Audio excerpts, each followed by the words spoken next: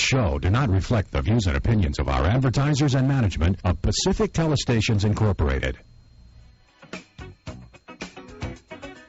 You're watching Buzz with Jess Lujan.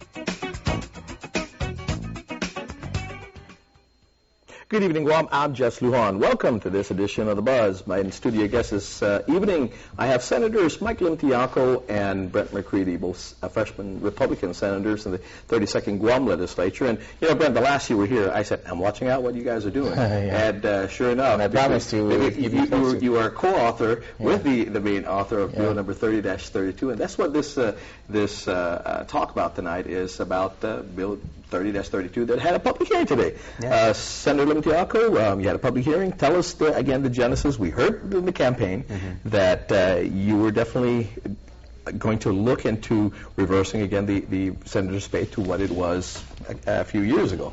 And you have done that and co-authored by Senator McCreadie. Well, thanks for having me on, Jess. And unfortunately, I haven't done it yet. I started the process. We'll see how far there we go. goes in order to accomplish it.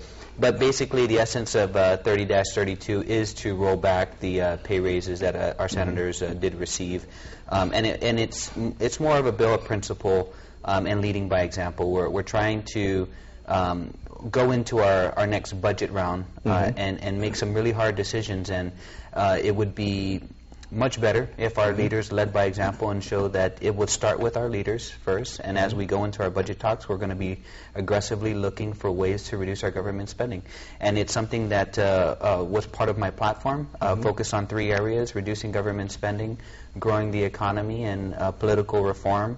And it's what I believe led to my election, and I'm going to stay true to that word to the voters, and I'm going to see it through. Senator McCreadie, you also are you actually the second co-author of Bill 30-32 as well, and we often hear you guys talking about leading by example. You're doing that in the introduction of this bill. Tell us again your belief in this, because people will say, are you crazy? You're reducing your own your how much you take home. Don't you work hard enough?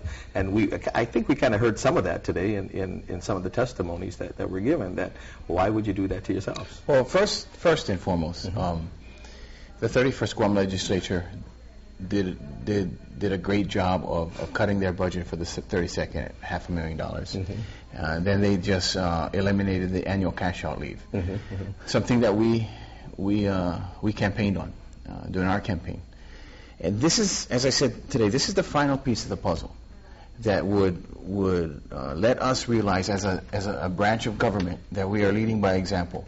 This wasn't an easy decision. Him and I had many discussions at night over the phone when we see each other about this bill, and is this the right time to introduce this bill? Are we doing the right thing? Our intentions are not to hurt our colleagues. That are not our intentions. Our intentions is to fulfill a promise that we made to our constituents. And like he said, and I believe the same thing, that we were elected on the campaign promise that we would try to cut spending by leading through example, us first. And that is what we promise our constituents.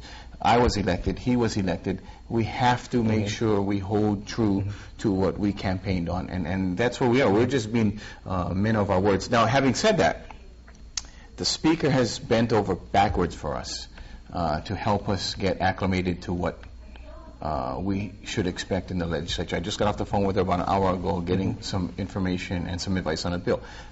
So other people on the Democratic side have been very helpful to us. So, like I said earlier, this is not an attack on the institution. This is something that him and I campaigned on. Well, I'm hoping in the efforts of the Speaker bending over backwards to do that. I hope now she'll stand forthright and vote in favor of this bill as well. I mean, one of the things that you gentlemen had said, senators have said, that the 31st Guam legislature had done a tremendous job in removing the annual leave cash outs.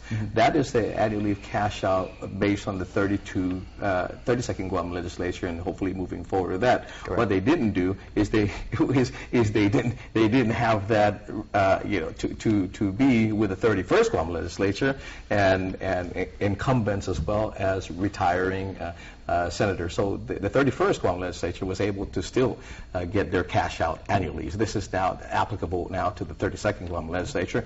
My understanding at this point, again, correct me if I'm wrong, senators, is that cash out came out of the 32nd Guam legislature's budget as well.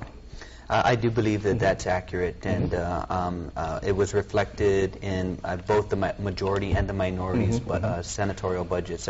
I believe that the minorities' budget was reduced to $162,000. I believe it was at a $175. I'm not sure, but regardless of how the 31st went out, it's something that.